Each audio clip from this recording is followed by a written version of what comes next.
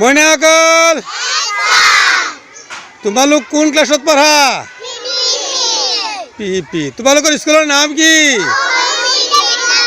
অসমী বিদ্যাপীঠ। মই এতিয়া তোমালোকৰ কেইটামান আৰবী জিকে ধৰি আছো, উত্তৰ দিবাচোন।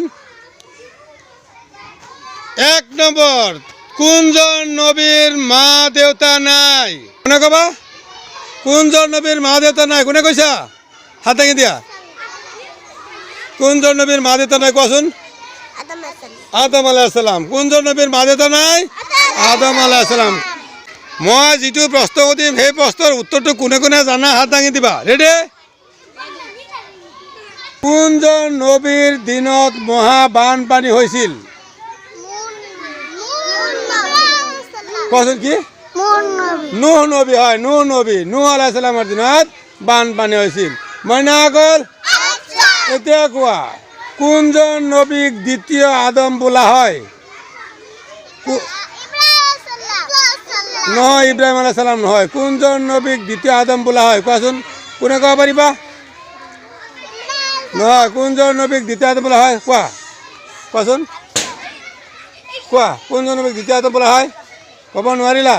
এই প্ৰশ্নটোৰ উত্তৰ মই দৰ্শকসকলৰ উদ্দেশ্যে এৰি দিছোঁ, আপোনালোকে কমেণ্টত জনাই দিব। কোনজন নবীক মুছলমানসকলৰ জাতিৰ পিতা বুলি কোৱা হয়?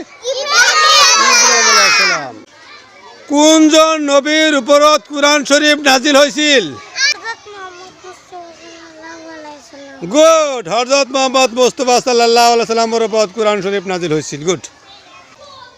তোমালোক কোনজন নবীৰ উম্মত? তোমালোক কোনজন নবীৰ উম্মত? হয়, হযরত মুহাম্মদ মুস্তাফা সাল্লাল্লাহু আলাইহি সাল্লামৰ উম্মত আমি। মইনাকল এতিয়া প্ৰশ্ন হৈছে, কুৰাণ শ্বৰীফত মুঠতে সূৰা কেইটা? 114টা। গুড, 114টা। গুড। কুৰাণ শ্বৰীফত মঞ্জিল কেইটা? কুৰাণ শ্বৰীফত সিজদা কেইটা? 14টা। কুৰাণ শ্বৰীফত সিজদা কেইটা? 14টা। গুড। কুৰাণ শ্বৰীফত সিজদা 14টা। মইনাকলে বলেছ, মনে বলেছ? কুৰাণ শ্বৰীফ নাজিল হতে কেই বছর লাগিছিল? 23 বছর। মইনাকল তোমালোকৰ নবীৰ নাম কি? হয়, হযরত মুহাম্মদ মুস্তাফা সাল্লাল্লাহু আলাইহি সাল্লাম। হযরত মুহাম্মদ মুস্তাফা সাল্লাল্লাহু আলাইহি সাল্লামৰ মাকৰ নাম কি? হযরত মুহাম্মদ মুস্তাফা সাল্লাল্লাহু আলাইহি সাল্লামৰ মাকৰ নাম কি? আম্মা। হ্যাঁ, মা আমিনা। গুড,